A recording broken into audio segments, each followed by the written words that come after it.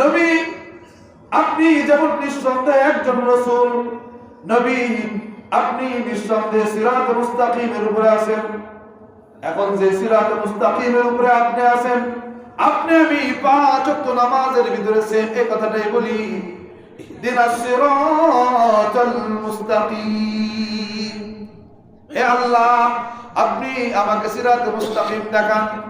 এখন জানার বিষয় হলো সিরাতে মুস্তাকিম কোনটা জানার দরকার আছে না? আল্লাহ খুব সহজে বলেন, দুনিয়ার মানুষ শুনে রাখো, যদি সিরাতে মুস্তাকিম চিন্তা হয়, যদি সিরাতে মুস্তাকিম জানতে হয়, আমি আল্লাহ কোরআনে আয়াত নাযিল করে জানিয়ে দিই, ওয়া মান ইউতি'িল্লাহা ওয়ার রাসূলা ফাউলাইকা মা'আল্লাযীনা আন'আমা আল্লাহু আলাইহিম মিনান নাবিয়্যিনা ওয়াস-সিদ্দীকিনা ওয়াশ-শুহাদা'i ওয়াস-সালিহিন ওয়া হাসুনা উলাইকা রাফীকা।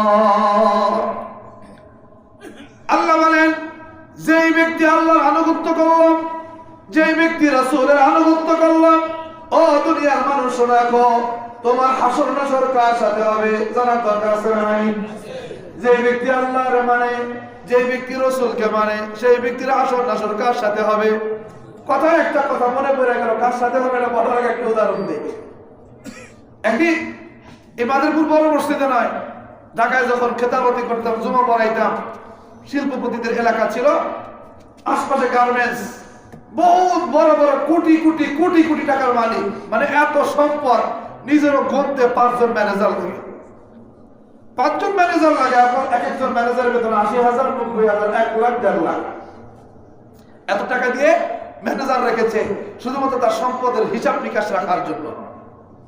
একদিন বয়ানের ভিতরে বললাম যে আচ্ছা, আমার এই মসজিদে যত মুসল্লি আছেন, আমি জানতে চাই আপনাদের কাছে কে আছেন এমন যে হাসরের ময়দানে আপনি বলবেন, আল্লাহ তুমি আমাকে এই শ্রীপুর আশুলিয়ার এই অত্র এলাকার সবচেয়ে বেশি যে ধনী ব্যক্তি, ওই ধনী ব্যক্তির সাথে তুমি আমাকে হাসর নাসর করো। এখন মসজিদের ভিতরে হাজার খানেক মুসল্লি, একজন হাত জাগায় না, কেউ হাত জাগায় না। আমি বললাম আচ্ছা ঠিক আছে, এটার জন্য হাত জাগাইলেন না, আর আমি একটু আরেকটা প্রশ্ন করতে চাই। তো এই কথা বলেন যে হাসরের ময়দানে বলবেন, আল্লাহ এই আশুলিয়া শ্রীপুরে যে সবচেয়ে বেশি ক্ষমতাধর ব্যক্তি ছিল, আল্লাহ হাসরের দিন, হাসরের সময় তুমি আমার হাসর নাসরটা তার সাথে করায়ো, কে কে চান একটু হাত তুলে দেখান। এখন এটাও হাত তুলে দেখান। এখন আমি বলতেছি, হায় হায়, মানুষ দুনিয়াতে নেতার সাথে চলতে চায়, মানুষ দুনিয়াতে টাকাওয়ালার সাথে চলতে চায়। এখন আমার মসজিদের ওই সময় যিনি সভাপতি সাহেব ছিলেন, তিনি ছিলেন গার্মেন্টস ফেডারেশনের একজন সভাপতি। তার নিজেরই গার্মেন্টস ছিল 9 থেকে 10টার মতো, নিজেরই সন্তানের হিসাব বাদ, ভাইদের হিসাব বাদ। এখন আমি তারে বললাম, দুপুরবেলা জুমার নামাজ শেষে খানায় খাইতে গেলাম, গিয়া বললাম, ভাইজান শুনছেন নি? হুজুর আর কোনো প্রশ্ন করেন না। কেন? আপনি প্রশ্ন করছেন যে টাকাওয়ালার সাথে কে কে হাসর নাসর চাও, একজন হাত তোলে নাই। আপনি প্রশ্ন করছেন ক্ষমতাওয়ালার সাথে কে কে হাসর নাসর চাও, একজন হাত তোলে নাই। হুজুর ওই সময় মনে চাইতেছিল জমিটা যদি ফাঁক হয়ে যেত, আর যদি ভিতরে আমি চলে যেতাম, তা মনকে সান্ত্বনা দিতে পারতাম যে হায় আমার কেউ চায় নাই, তাই আমি জমিনে চলে গেছি। কিন্তু অবস্থা এইরকম যে আমি ওখানে বসে রয়েছি, আমার গার্মেন্টসের শ্রমিক যারা, তারাও যে একটু আমার দিকে তাকায় হাতটা তুলবে, সেই হাতটাও তুলবে। আমি বললাম, তাহলে এবার বোঝেন, টাকাওয়ালার যে দাম হাসরের ময়দানে থাকবে না, ক্ষমতাওয়ালার যে দাম হাসরের ময়দানে থাকবে না, এটা হাসরের ময়দানে গিয়ে কি টেস্ট করবেন? এই প্রশ্নের মাধ্যমে এই মসজিদে বসাই আপনার অন্তত পরীক্ষা হয়ে গেছে যে দুনিয়ার মানুষ আপনার পিছনে ঘুরে দুনিয়া পাওয়ার জন্য, আখিরাত পাওয়ার জন্য না। দুনিয়া পাওয়ার জন্য, আখিরাত পাওয়ার জন্য নয়। এরা আপনার সাথে যতটুকু তাল মিলায়, রাজনৈতিক ময়দানে আপনার ভাই, আমার ভাই, অমুক ভাই, তমুক ভাই যাই কয়, এটা মূলত সে নিজে কিছু পাওয়ার জন্য। বলেন কি করার জন্য? সে নিজে পাওয়ার জন্য। সে চিন্তা করে সারাদিন রিক্সা চাইলে 500 টাকা, আপনার পেছনে 2 ঘন্টা মিছিলে যদি দিয়ে সোলো করে নাইমা যদি 500 টাকা পাই, লস কি? আজকের দিনে নাস্তা আমার হয়ে যাইব, এই জন্য সে আপনার পিছনে দৌড়ায়। কারণ আপনি আবার হয়তো তারা বলবেন, এই তোর 50,000 টাকা দিলাম, তুই অন্তত 20 জন লোক রেডি করবি যারা এই নির্বাচনে ভোটের সময় ভোট দিবি। আপনি 50,000 টাকা ঠিকই দিবেন, এই লোক 50,000 টাকা ঠিকই বন্টন করবে, যারা নেওয়ার তারা ঠিকই নিবে। তারা বলবে টাকা নেওয়ার কাম টাকা নিলাম, খাওয়ার কাম খাইলাম, ভোটটা যদি পর্দার আড়ালে হেঁটে গিয়ে দেখবো, কথা না? এটা কি আর দেখবো? এটা তো আর দেখবে না। তো পর্দার আড়ালে গিয়ে ভোটটা কি দিব? ভোটটা দিব আমার মতো করে তারই, যারে ভোটটা দিলে আমার হাসরের ময়দান ঠিক থাকবে। ভোটটা তো আমি তারই দিব যে চাঁদাবাজি করবে না, ভোটটা তো আমি তারই দিব যে গুন্ডাগিরি করবে না, ভোটটা তো আমি তারই দিব যে মাস্তানি করবে না। তো আমি বললাম যে এইরকমই দেখবেন মানুষ আপনার সম্পদ উপর দিয়ে খাওয়ার চেষ্টা করবে, তার নিজের জন্য, আপনার জন্য নয়, আর নিজের জন্য সে বাছাই করবে আপনার চেয়ে ভালোটা। কথা বলে সে নিজের জন্য বাছাই করবে কারটা? ভালোটা, ভালোটা। ও দোস্ত আমার, ওই কথাটাই আল্লাহ নিজের কোরআনে বলেন, ওয়ামান ইউতিল্লাহ ওয়ার রাসূল ফাউলাইকা মা'আল্লাযীনা আন'আমা আল্লাহু আলাইহিম মিনাল নাবিয়্যিনা ওয়াস-সিদ্দীকিন ওয়াশ-শুহাদা'i ওয়াস-সালিহিন ওয়া হাসুনা উলাইকা রাফীকা। বলেন আল্লাহু আকবার। যেই ব্যক্তি আল্লাহর আনুগত্য করল, যেই ব্যক্তি রাসূলের আনুগত্য করল, আল্লাহ বলেন হাসরের ময়দানে ওই ব্যক্তি থাকবে ফাউলাইকা মা'আল্লাযীনা আন'আমা আল্লাহু আলাইহিম। ওই ব্যক্তি থাকবে কার সাথে?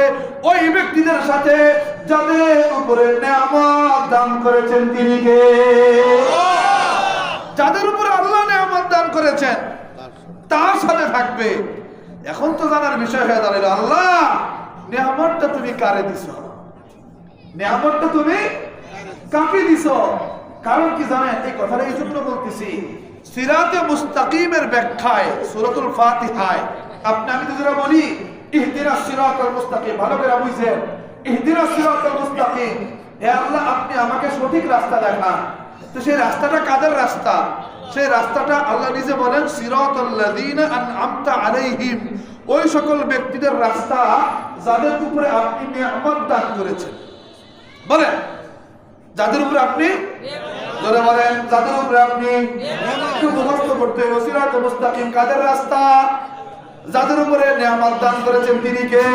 আল্লাহ। তাহলে সোজা কথায় কইবেন নিয়ামত প্রাপ্ত ব্যক্তিদের রাস্তাটাই হলো কিসের রাস্তা?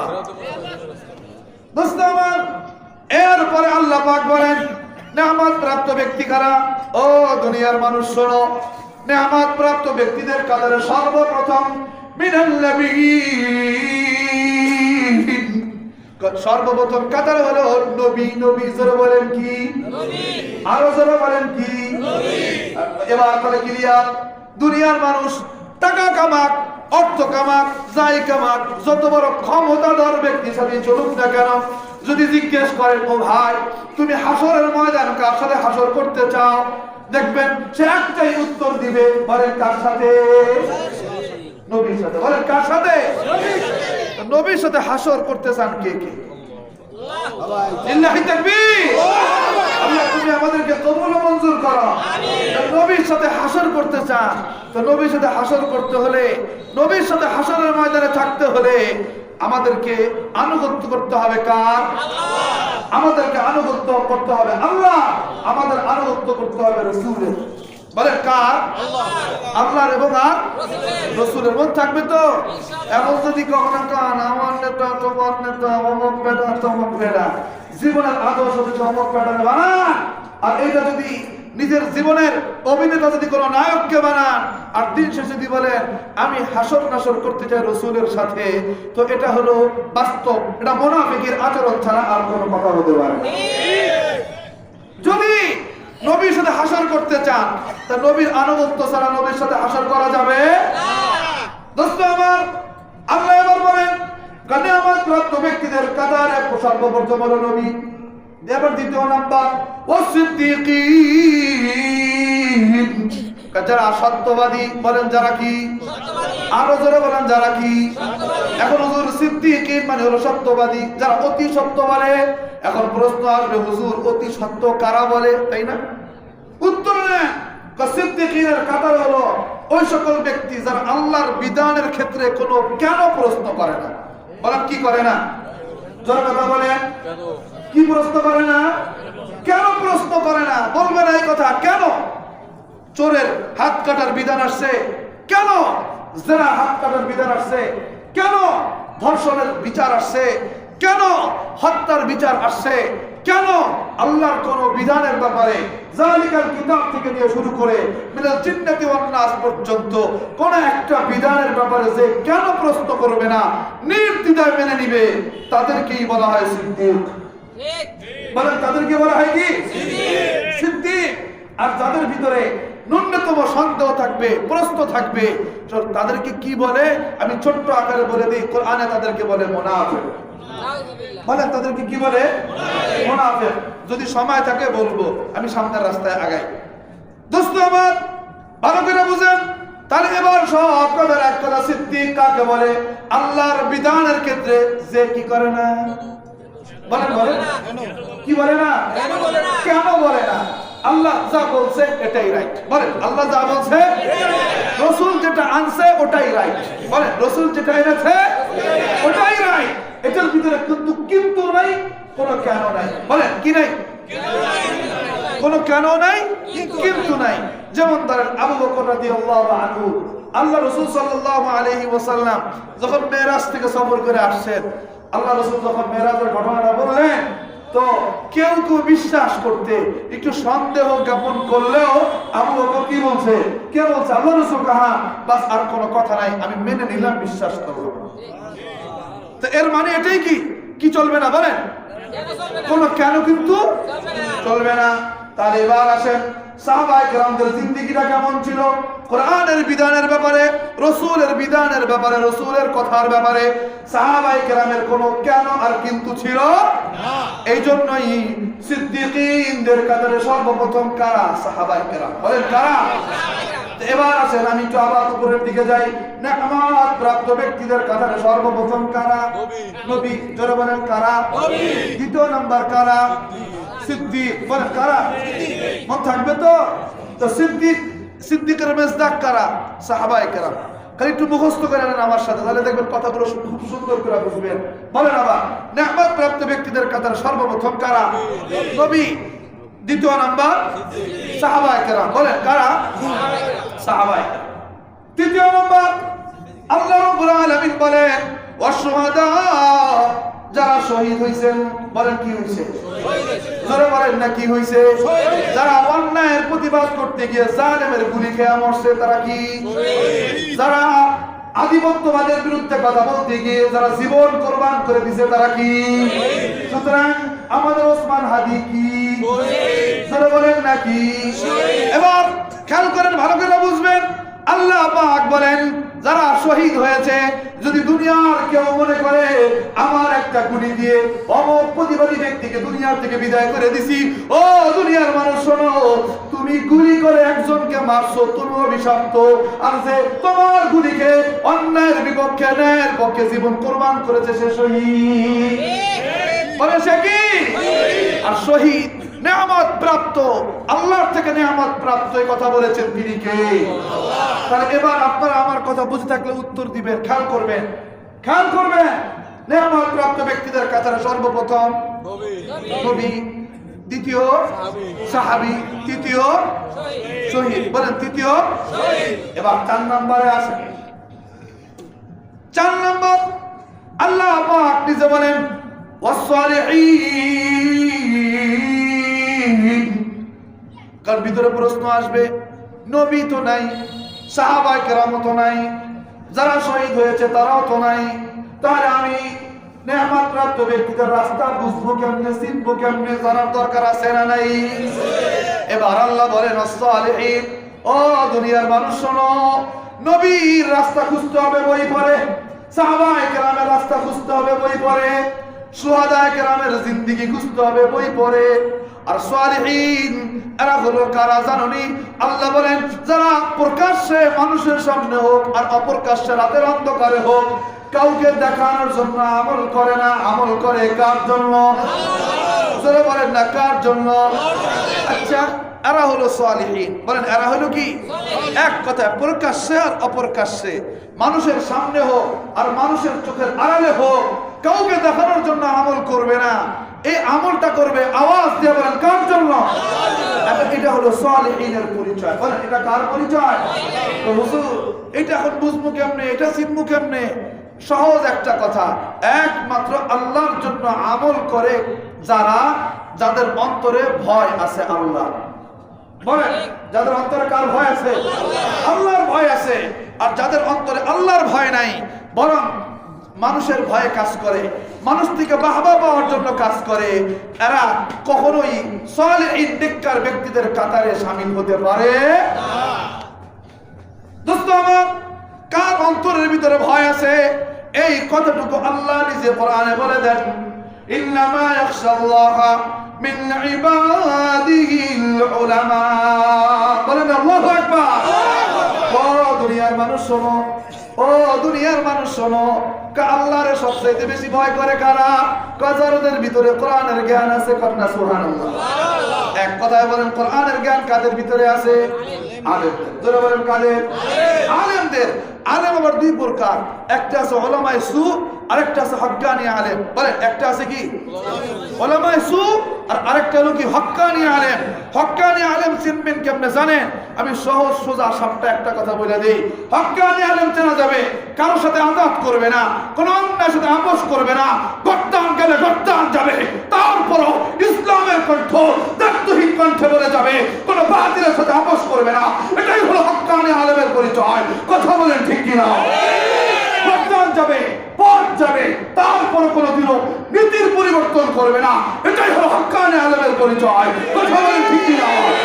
কিন্তু দুই দিন পর পর একবার থাকবে চৌকার উপরে, আর একবার আইবেন। আমার কথা রাগ করবেন না, আমার কথা রাগ করবেন না, কারণ আলেমদের দিকে সাধারণ জনগণ তাকিয়ে থাকে।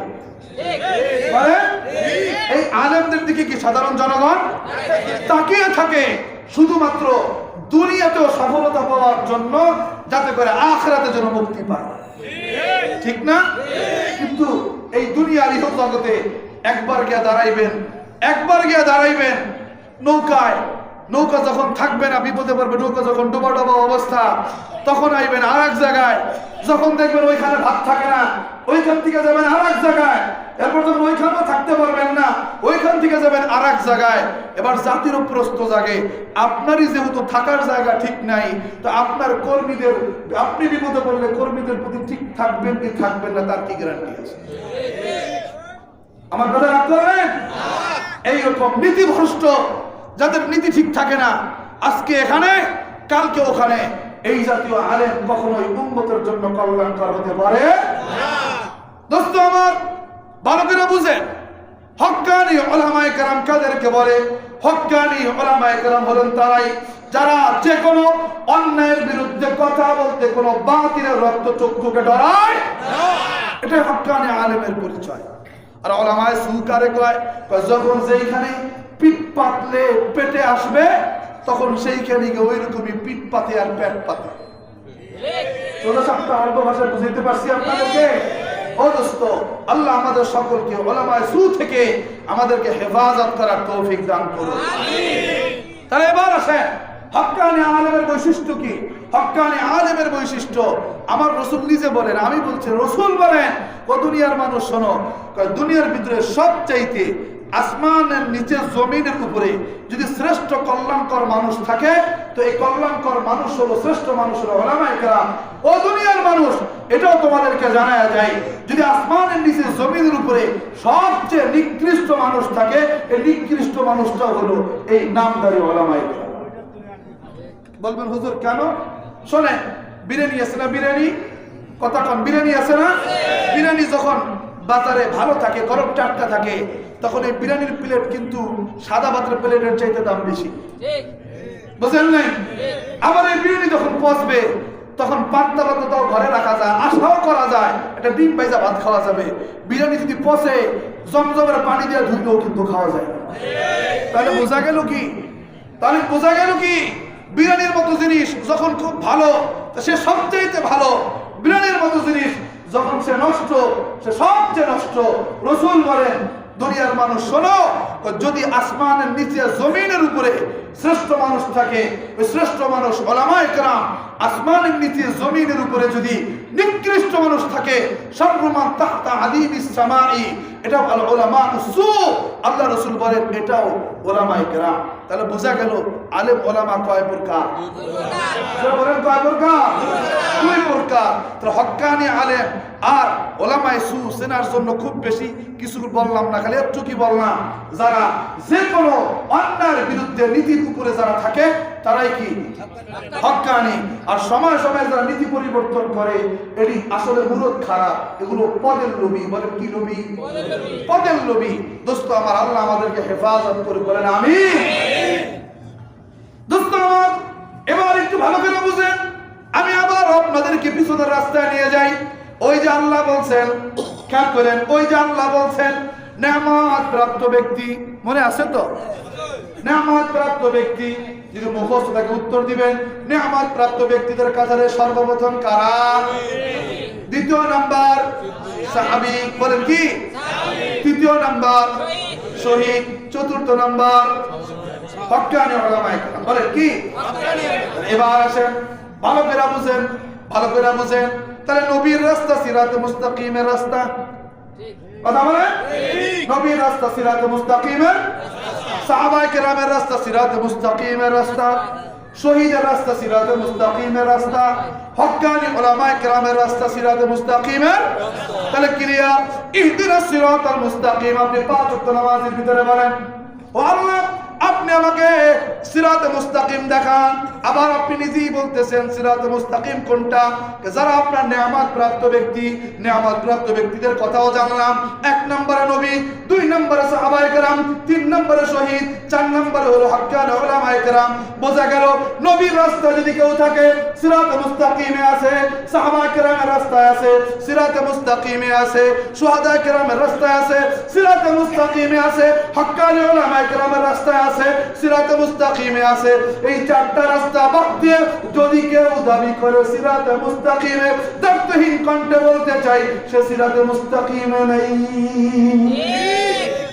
এখন বলেন, হিসাব কিন্তু পরিচয় এসে গেছে। এই এত বছর, 50 বছর, 60 বছর, 70 বছর নামাজের ভিতরে দাঁড়ায় দাঁড়ায় বলতেছেন আল্লাহ আপনি আমাকে সিরাতে মুস্তাকিম দেন, কিন্তু আপনার সুদ খাওয়া এখনো বন্ধ হয়নি। কথা কন, সুদ খাওয়া এখনো বন্ধ হয় নাই। এখন জানতে চাই নবী আর জিন্দেগিতে কোথাও আছে নবী সুদ খাইছেন? কথা কন, সাহাবায়ে কেরামের জিন্দেগিতে কোথাও আছে যে আমার সাহাবী সুদ খেয়েছেন? শহীদ শুহাদায়ে কেরামের জিন্দেগিতে কোথাও আছে ওনারা সুদ খেয়েছেন? হক্কানি উলামায়ে কেরামের জিন্দেগিতে খুঁজে পাবেন ওনারা সুদ খেয়েছেন? তাহলে আপনি নামাজ পড়তেছেন 30 বছর 40 বছর হয়ে গেছে, আমার কথা আমার কার গায়ে লাগে আমি জানি না, কারণ আমি চিনি না এলাকার কাউরে। আমি সোজা সাপটা কথা বলতেছি, আমার কথা আপনারা রাগ করতেছেন? আমার কথা কার গায়ে লাগে জানি না, কিন্তু কথাটা আমি বলতেছি সোজা সাপটা। আপনি মাদ্রাসার প্রতিষ্ঠাতা, আপনি মাদ্রাসার সভাপতি, আপনি মসজিদের প্রতিষ্ঠাতা, জমিদাতা, কিন্তু আপনার জীবন থেকে আপনি সুদ বন্ধ করতে পারেন নাই। আপনি এখনো টেবিলের নিচ দিয়ে সরকারি কোষাগারে চাকরি করে, সরকারি জায়গায় চাকরি করে, সরকারি কোষাগার থেকে বেতন নিয়ে এখনো টেবিলের নিচ দিয়ে অবৈধ ইনকাম, কালো টাকা নেওয়া এখনো বন্ধ করতে পারেন নাই, কিন্তু 5 ওয়াক্ত নামাজ আপনি ছাড়েন না। আমি জানতে চাই আপনি কি সিরাতে মুস্তাকিমে আছেন? কথা বলেন, সিরাতে মুস্তাকিমে আছে? কারণ কোন নবী তো ঘুষ খায় নাই, কোন নবী ঘুষ খায় নাই, কোন নবী সুদ খায় নাই, কোন সাহাবীও খায় নাই, কোন শহীদও খায় নাই, কোন হক্কানি উলামায়ে কেরাম খায় নাই। তাহলে বোঝা গেল আপনি সুদ খান, আপনি ঘুষ খান, আপনি কালো টাকা ইনকাম করেন, আপনি বাস্তবেই নামাজের ভিতরে সিরাতে মুস্তাকিমের দোয়া করছেন ঠিক, কিন্তু সিরাতে মুস্তাকিমের দোয়া কবুল হয় নাই। এটাই প্রমাণ যে আপনার সুদ কি হয় নাই, বন্ধ হয় নাই, আপনার ঘুষ যেহেতু বন্ধ হয় নাই, এটাই প্রমাণ বহন করে যে কি আপনার সিরাতে মুস্তাকিমের দোয়া কি হয় নাই, কবুল হয় নাই। এটা 1 নম্বর কথা। 2 নম্বর কথা, সিরাতে মুস্তাকিমের দোয়া যেহেতু আপনার কবুলই হয় নাই, সিরাতে মুস্তাকিমের দোয়া কি করছিলেন? নামাজের বাইরে না ভিতরে? কথা কান নামাজের বাইরে না ভিতরে? ভিতরে দোয়া করছিলেন, তো ভিতরের দোয়া যদি কবুল হয় নাই তাহলে নামাজ কবুল হয়েছিল? কথা কান। আল্লাহ আমাদেরকে হেফাজত করো।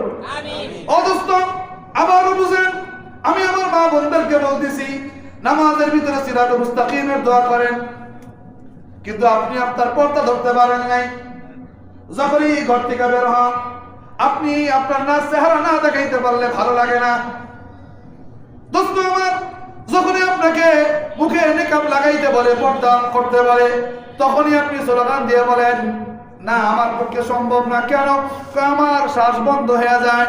ও দোস্ত, ওই মা বোনকে আবার প্রশ্ন করবেন, যখন করোনা আসছিল তখন তুমি তোমার মুখে মাস্ক দিছিলা কিনা? বলবে হ্যাঁ দিয়েছিলাম। কেন দিছিলাম? করোনার থেকে বাঁচার জন্য।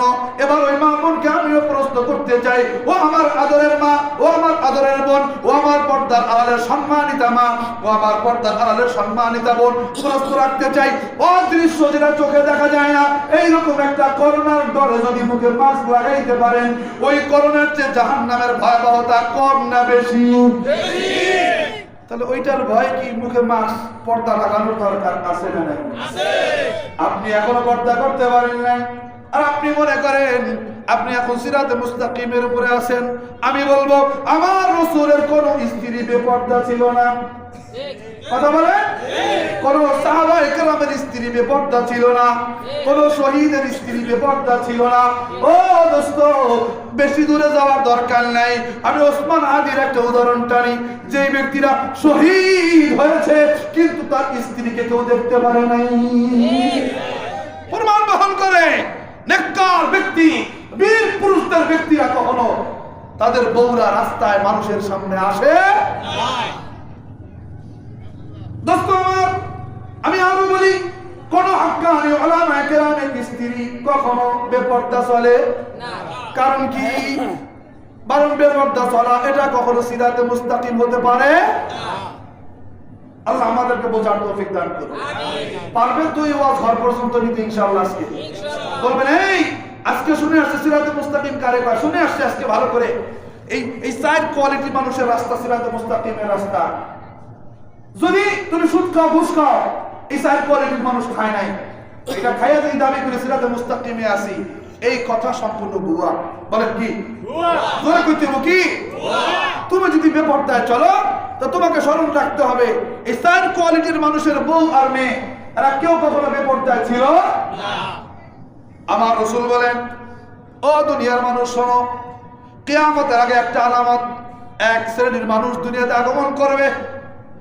ইয়ানজিলুনা আলা আবওয়াবিল মাসাজিদ, কায়রা চলবে কাশবাহির রিহাল, কায়রা একটা বাহনের উপর চলবে, ইয়ারকাবুনা আলা সুরুজি কাশবাহির রিহাল, কায়রা যেই ঘোড়ায় চলবে, এরা যেই বাহনে চলবে, এই বাহনগুলো দেখতে বাহনের মতো নয়, এই বাহনগুলো অনেকটা ঘরের ভিতরে জায়গার মতো।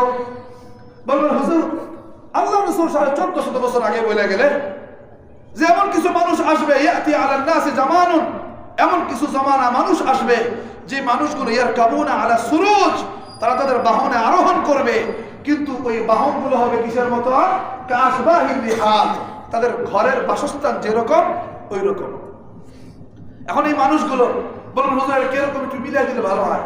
দেখবেন বর্তমানে প্রাইভেট কার, উদাহরণস্বরূপ বর্তমানে প্রাইভেট কার, আপনি সিটটার আপনি টান দিবেন, সোজা সিট দেখবেন মুহূর্তের ভিতরে কি হয়ে গেছে, খাট হয়ে গেছে। এরপরে ভিতরে এসি আছে, গরমকালে এসি পাওয়া যায়, আর শীতকালে এবার টিপ দিবেন দেখবেন ভিতর থেকে হিটার, হিট পাওয়া যায়। মনে চাইবে সামনে একটা মনিটর রাখা আছে, ঘরের ভিতরে যেমন টিভি দেখা যায়, ওখানে বসে টিভি যা আছে সব কি এভরিথিং আপনি দেখতে পাইবেন। আমার যারা খবর কি করতে পারবেন, দেখতে পারবেন। এরপরে ঘরের ভিতরে হয়তো আপনার বিছানা মেসেজিং সিস্টেম না থাকতে পারে, তো ওই খাটগুলো এরকম সুইচ টিপ দিবেন, অটোমেটিকলি দেখবেন আপনার পুরো বডিটাকে পিছন থেকে সামনের থেকে রান অটোমেটিকলি ভাইব্রেশন দিয়ে আপনার শরীরটা মেসেজ করে দিবে গাড়ির সিট। কিসের সিট? গাড়ির সিট।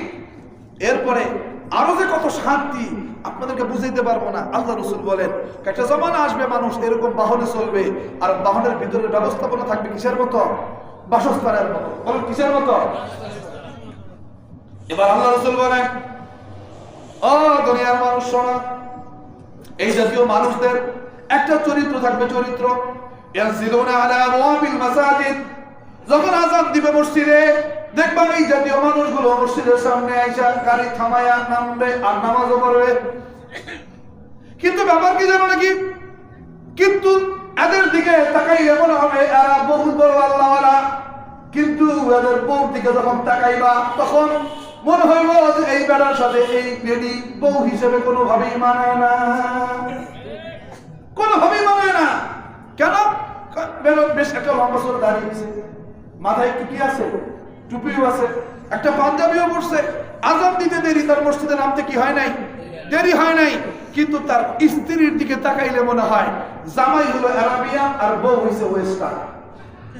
কথা বলেন, জামাই হইছে কি আরাবিয়ান আর বউ হইছে ওয়েস্টার্ন, মানে পুরা সেই পশ্চিমা সভ্যতার পোশাকে। এবার আল্লাহ রাসূল বলেন, ও দুনিয়ার মানুষ শোনো, তাদের মহিলাদের অবস্থা কেমন হবে? নিসাউহুম কাসিয়াতুন আরিয়াতুন মুমিলাতুন মাইলাতুন, কই জাতীয় নারীদের অবস্থা হলো এরা পোশাক পরবে কিন্তু পোশাক থাকতেও এরা উলঙ্গ। আছে না নাই? পোশাক থাকতেও কি এরা উলঙ্গ, মানে এমন পোশাক পরবে শরীরের ভাঁজ কোনটা কয় জায়গায় কত সেন্টিমিটার এবং কত সেন্টিমিটারের গভীরতা ঢুকছে এই জিনিসটা পর্যন্ত যদি কেউ দৃষ্টি দেয় তো দেখতে পাবে। প্রত্যেকটা ভাঁজে ভাঁজে এমন এমন কাপড় পরবে, এমন এমন কাপড় পরবে হয়তো বা শরীর দেখলে কেউ শরীরের দিকে তাকাইতো না, কিন্তু কাপড়টা পরার কারণে মানুষ এবং এলাকার যুব সমাজ ফেল ফেল করে তাকায় থাকে। এবার আল্লাহ রাসূল বলবেন, শোনেন, শেষ হয় না। অরউসুন কাসনিমাতিল বুখতি, কই জাতীয় নারীদের মাথার দিকে তাকায়া দেখবা, কয় বুখত নামক এলাকার যে উটের সুট, ওটা তো দেখিনি আমরা, এটা তো তারা দেখছেন, এই জন্য আল্লাহ রাসূল সাহাবায়ে কেরামের দিকে তাকায়া একটা উপমা টান দিয়েছেন। আমি আপনাদেরকে বোঝানোর জন্য বলবো, অস্ট্রেলিয়ান দামি দামি চর্বিওয়ালা গরু দেখছেন? হ্যাঁ, এই চর্বিওয়ালা গরুর দেখবেন পিছনে এই জায়গায় সুট থাকে, সুট, এই সুটটা এইভাবে দেখবেন একদিকে একটু হেইলা কাইতে থাকে, থাকে না? এবার আল্লাহ রাসূল বলেন, অরউসুহুম কাসনিমাতিল বুখতি, ও সাহাবায়ে কেরাম, বুখত নামক এলাকার উটের চুট যেমন একদিকে কাইত হয়ে এভাবে ঝুলে, আমি আপনাদেরকে বোঝানোর স্বার্থে বলি, ওই চর্বিওয়ালা অস্ট্রেলিয়ান গরু, ফ্রিজিয়ান গরু, চর্বি যেমন এই এক সাইডে সুটের গোস্ত এভাবে কাইত হয়ে থাকে, ঠিক মাথার চুলগুলো দেখবেন এক সাইড থেকে আইনা এই সাইডে এমনি করে যায়। বলেন আছে না? আরে রাসূল 1450 বছর আগে এগুলো বইরা গেছে, বলেন না সুবহানাল্লাহ। সতর্ক হওয়ার জন্য বলেছেন। বলেন কি হওয়ার জন্য বলছেন? সতর্ক হওয়ার জন্য। রুসুন কাসনিমাতিল বুখতি, এদের মাথা হলো বুখত নামক এলাকার উটের চুটের মতো। এরপর রাসূল আরেকটু বলেন, কয় জানো নাকি এরা এরকম আটো সাটো পোশাক কেন পরে, যে পোশাকগুলো দেখতে মনে হবে এরা উলঙ্গ? একটা কারণ, দুইটা কারণ। মুমিলাতুন মাইলাতুন, একটা কারণ হলো, এক নাম্বার কারণ হলো এরা নিজেরা চায় অন্য পর পুরুষদেরকে নিজের শরীরের প্রতি আকৃষ্ট করতে। কতক্ষণ ঠিক কিনা? এরা যদি নাই চাইতো, ভালো করে বুঝবেন, এরা যদি নাই চাইতো অন্য পর পুরুষকে নিজের দিকে আকৃষ্ট করতে, তাহলে তো তারা নিজেরা নিজেদের শরীরকে এইভাবে এই পতিতালয়ের নারীদের মতো জাতির সামনে উপস্থাপন করতো না। কতক্ষণ ঠিক কিনা? কারণ পতিতালয়ের যত নারী আছে এরাও দিন শেষে ঘর থেকে বের হইলে, তাদের এরিয়ার থেকে বের হইলে একটা পর্দা পরে, একটা বোরকা পরে বের হয়। কারণ জানে আমি পতিতা, আমার ইজ্জত মান সম্মান নাই, তাও যেন মানুষ বাজারে যারা থাকবে দেখলে যেন অন্তত আমাকে যেন পতিতা বলে ডাকটা যেন না দেয়, এতটুকু সম্মান বোধ কাজ করে। কিন্তু আজকাল আমরা যারা সভ্য ঘরের সভ্য কন্যা, সভ্য পুতের বউ দাবি করি, নিজের এতটুকু সম্মান বোধ মনে করি না যে আমি এইভাবে বের হচ্ছি, এলাকা একটা বখাটে ছেলে দেখেও তো আমাকে একটা শীষ মারতে পারে। কথা বলে রাসূল বলেন, কাদের মূল অভ্যাসটা কি, মূল সমস্যাটা কি? সমস্যা হলো একটাই, মুমিলাতুন, এরা চায় অন্য পর পুরুষকে নিজের দিকে আকৃষ্ট করতে, নিজের দিকে আকৃষ্ট করতে চায়। এবার দ্বিতীয় নাম্বার, আল্লাহ রাসূল বলেন, কয় এরা শুধুই খালি আকৃষ্ট করতে চায়, ব্যাপারটা এরকম নয়। কয় কি রকম? মাইলাতুন, এরা নিজেরাও আকৃষ্ট হতে চায়। বুঝেন নাই? এবার বলেন দোষ কয়টা? মুখস্থ করতে হইব কয়টা? যে সকল নারীরা নিজেদের চুল এইভাবে বের করে এরপরে এই পোশাক থাকতে উলঙ্গ হয়ে ঘর থেকে বের হয়, পোশাক পরতে উলঙ্গ হয়ে ঘর থেকে বের হয়, বোঝেন নাই কথা? মানে পোশাক পরে কিন্তু দেখতে কি উলঙ্গ, এদের দোষ কয়টা? দুইটা। মন থাকবে তো? ওই যুবকরা কথা কর, মন থাকবে তো? হ্যাঁ, যুবকদের কাছে শুনতে চাই, গিয়ে আজকে ভালো করে কবি নিজের বোনকে বলবা, নিজের মাকে বলবা, যদি দেখছো নিজেকে এইভাবে আজ থেকে উপস্থাপন করে, তখন বলবা আমি কই নাই, বলেছে রাসূল। জোরে বলেন, বলেছেন কে? রাসূল। আমার কথা করার দরকার নেই, খতিব সাহেব বলে গেছে। কে বলবে? রাসূল বলেছেন যে যেই ব্যক্তি এইরকম নিজের চুল বের করে আর এইভাবে পোশাক আশাক পরে বের হবে, যে সকল নারী, তার দোষ জোরে বলো কয়টা? আরো জোরে। মন থাকবে তো? এক নাম্বার, নিজেরাও চাও তোমার দিকে আর এক পুরুষ আকৃষ্ট হোক, এটা একটা দোষ। আর দ্বিতীয় নম্বর একটা দোষ, যে চায় নিজের ঘরে জামাই থাকতে আরো পুরুষ তার দিকে আকৃষ্ট হোক, তার আরেকটা স্বভাব হলো সে নিজেও আকৃষ্ট হইতে চায়। সেও চায় ওই পুরুষদের প্রতি আকৃষ্ট হইতে, নচেত সে এই পোশাক পরতো না। দোস্ত, আমার কথা আপনারা রাগ করলে না? কইতে হইব আগে জোরে। রাগ করছেন? না। লিল্লাহি তাকবীর, লিল্লাহি তাকবীর। ও দোস্ত, আমার বললাই না আগাই বোঝা গেল এই জাতীয় পোশাক পরে বের হওয়া এটা কোনদিন সিরাতে মুস্তাকিম হতে পারে না। এটা কোনদিনও কি হতে পারে না? সিরাতে মুস্তাকিম হতে পারে না। এবং জানতে চাই, এই কথা শোনার পরে, এই কথা বোঝার পরে, নিজের বউকে এইভাবে পোশাক পরিধান করা সত্ত্বেও উলঙ্গ দেখতে রাসূল যেটা বলেছেন, বের করবেন কে কে? করবেন না কে কে? ইনশাআল্লাহ বলেন ইনশাআল্লাহ। আর হাত তুলে হিম্মত দেখেন ইনশাআল্লাহ। ইনশাআল্লাহ এখন থেকে আমার বোন, আমার মা, আমার স্ত্রীকে আমি আন্তর্জাতিক বাজারে উঠতে দিব না। আন্তর্জাতিক বাজার চিনেন তো? চিনেন? কত কি? হ্যাঁ, ওই যে যুবকরা ভালো বুঝছে, জোরে কইতে জোরে জোরে। টিকটক, ফেসবুক, এগুলো আন্তর্জাতিক বাজার। যে আন্তর্জাতিক বাজারে মানুষ পণ্য উঠায়, দেখবেন গাড়ি উঠায়, মোবাইল উঠায়, এটা উঠায়, সেটা উঠায় বিক্রির জন্য। আমিও জানতে চাই, আরে বেটা, তোমার বউরে তুমি আন্তর্জাতিক বাজারে উঠাইছো কি জন্য? আল্লাহ আমাদেরকে বোঝার তৌফিক দান করুন। বলেন, এটা কখনো সিরাতে মুস্তাকিমের রাস্তা হতে পারে না। জোরে বলতে হবে, এটা কখনো সিরাতে মুস্তাকিমের রাস্তা হতে পারে না। তাহলে বোঝা গেল সুদের রাস্তা সিরাতে মুস্তাকিমের রাস্তা, ঘুষের রাস্তা সিরাতে মুস্তাকিমের রাস্তা, বেপর্দা নারীর রাস্তা সিরাতে মুস্তাকিমের রাস্তা। এরপরে আমার আল্লাহ বলেন নেয়ামত প্রাপ্ত ব্যক্তিদের রাস্তা। জোরে বলেন কয় শ্রেণীর ব্যক্তিদের রাস্তা? জোরে বলেন কয় শ্রেণী? এবার আল্লাহ বলেন পরবর্তী কথা, গায়রিল মাগদুবি আলাইহিম ওয়ালাদ দাল্লিন। জোরে বলেন না আমিন। গায়রিল মাগদুব মানে কি? যারা গজবগ্রস্ত নয়। বলেন যারা কি নয়? গজবগ্রস্ত নয়। এখন হুজুর গজবগ্রস্ত কারা, এটা জানার দরকার আছে না নাই? দোস্ত আমার, সময় তো 1 ঘন্টা হয়ে গেছে, বয়ান চলবে? চলবে। আল্লাহ আমাদের সবাইকে আমলের নিয়তে শোনার তৌফিক দান করুন। মজা লাগতেছে তাই শুনতেছেন নাকি আমলের নিয়তে শুনতেছেন? বলেন ইনশাআল্লাহ আমল করব। বলেন আমল করব ইনশাআল্লাহ। আর ঘরে গিয়ে ওই কথাগুলো পৌঁছে দিব ইনশাআল্লাহ। এবার আল্লাহ বলেন, খালি মা বন্ধ ওয়াজ করি নাই, সুদ করে ওয়াজটা কাউলিয়া করছি, ঘুষ করে ওয়াজটা কার জন্য করছি? হ্যাঁ, খালি মা বোনেরাই খালি করে না। আপনারা যদি শিষ্টা না মারতেন তাহলে কি মা বোন জমে বের হয়? হ্যাঁ, একসাথে তালি বাজে না রে ভাই। আল্লাহ আমাদেরকে বোঝার তৌফিক দান করুন।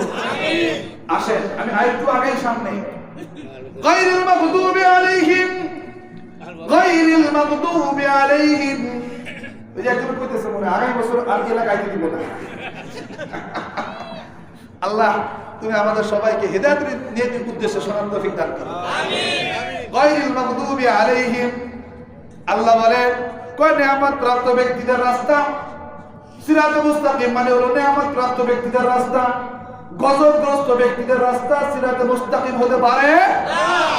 এখন গায়রুল মাগদুবি আর আবার কারা জানার দরকার আছে না নাই? আমি খুব সংক্ষেপ ভাষায় বলি, গায়রুল মাগদুব মানে হলো জানে আমল করে না। জোরে কোন জানে আমল করে না, এটাকে কি কয়? মাগদুব বলেন। এটাকে কি বলে? মাগদুব। নুরুল হুজুর এটা আবার কিরকম কথা বললেন শোনেন। সূরাতুল বাকারার ভিতরে এইরকম একটা ঘটনা এসেছে। ওই আল্লাহ রাসূল সাল্লাল্লাহু আলাইহি ওয়াসাল্লাম এখনো দুনিয়াতে আগমন করেন নাই। ওই মুশরিকদের একটা গোত্র ছিল কাতফান গোত্র, আর আরেকটা গোত্র ছিল ইহুদি গোত্র।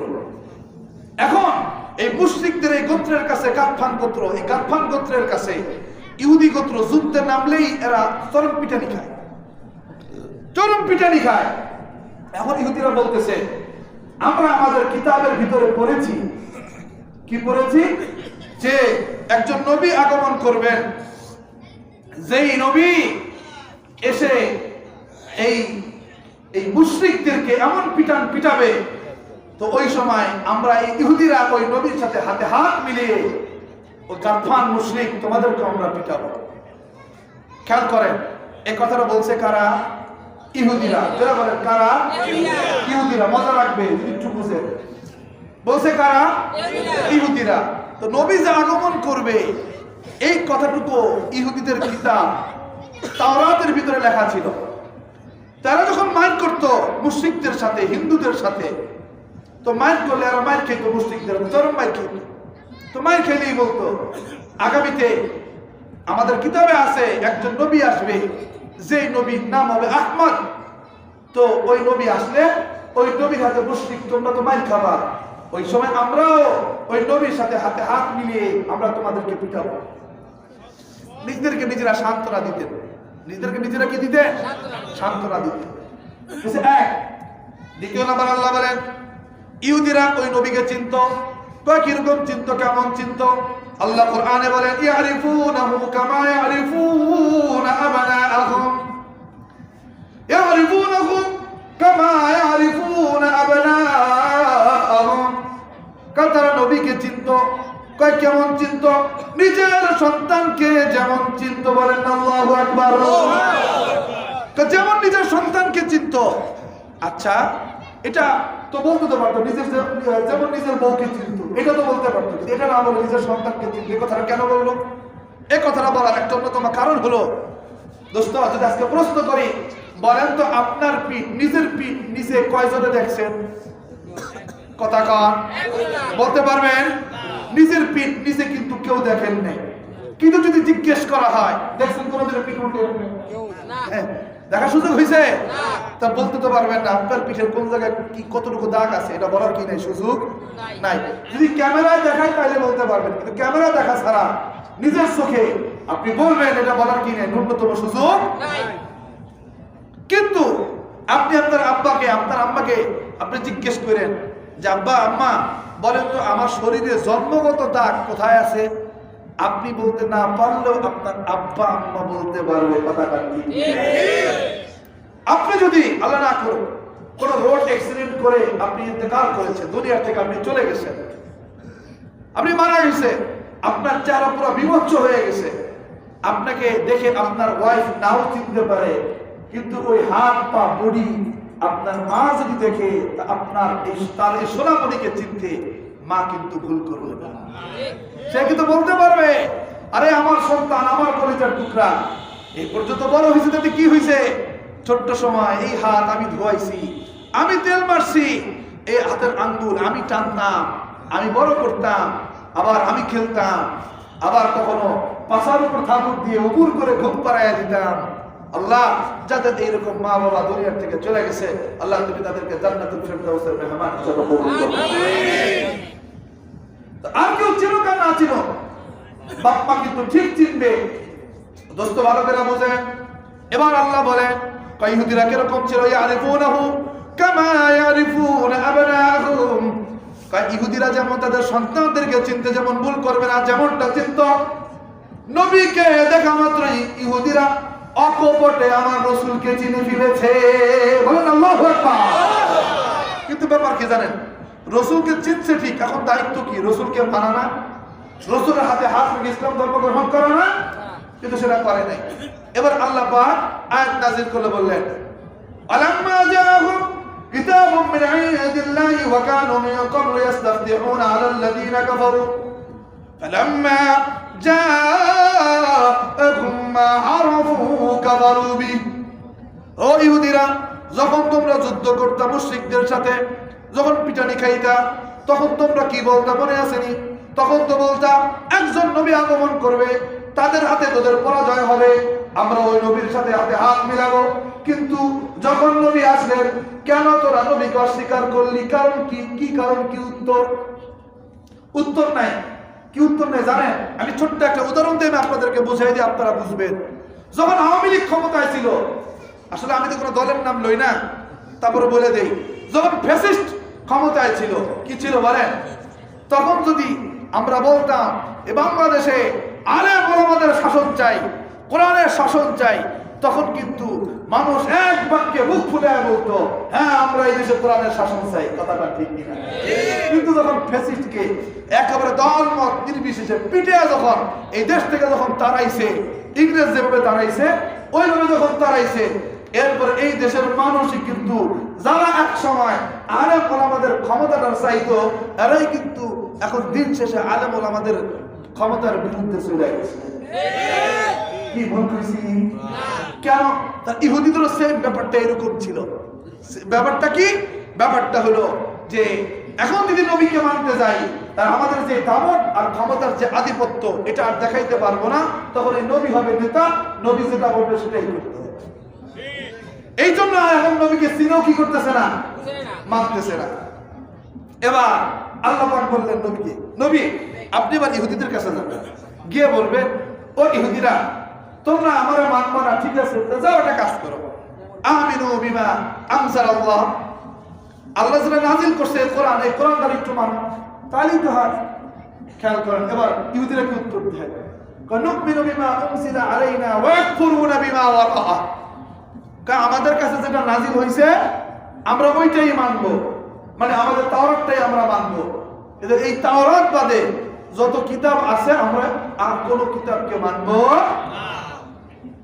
এখন আল্লাহ পাক আবার নবীকে প্রশ্ন শিখিয়ে দিয়েছে, নবী এবার আরেকটা প্রশ্ন করেন, ঠিক আছে যখন এইটারই যখন মানবি, আগের কিতাবই যখন মানবি, তাহলে আমার জানতে মনে চায়, তো ওই কিতাব যেই নবীরা নিয়ে এসেছিল তোদের কাছে, সেই নবীদেরকে হত্যা করছিলি, বুঝেন না?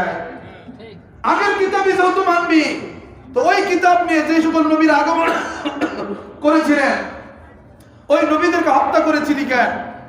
উত্তর কি? বুঝতেই পারছেন, ওই নবীদেরকে হত্যা করছিলাম ক্ষমতার গদির জন্য। বলেন কিসের জন্য? ক্ষমতার গদির জন্য। ও দোস্ত, কথা আমার নয়, কথাটা কার? জোরে বলেন না, কথাটা কার? আমার আল্লাহ তার নবীকে জবাব শিখিয়ে দিয়েছেন, কুল ফালিমা তাকতুলুনা আনবিয়া আল্লাহি মিন ক্বাবলু ইন কুনতুম মুমিনিন। ও ইহুদিরা, যদি তোমরা তোমাদের পূর্বের কিতাবে যদি মেনে থাকো, তাহলে তোমাদের কাছে আমার প্রশ্ন, তাহলে কেন কেন কি কারণে আগের সেই নবীদেরকে হত্যা করলাম? এবার ওই ইহুদিদের কাছে কোনো উত্তর নাই। এবার আমার আল্লাহ জবাব দিলেন, ও নবী, এদেরকে আর কোনো কিছু বলার দরকার নেই।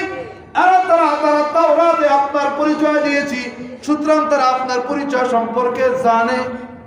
কি বলে? তারা কি আপনার পরিচয় সম্পর্কে? তারা আপনার পরিচয় সম্পর্কে জানে। আপনি যে নবী এটাও তারা জানে, আপনি যে হক নবী এটাও তারা জানে, কিন্তু তারা মানে, যারা বলেন তারা মানে না।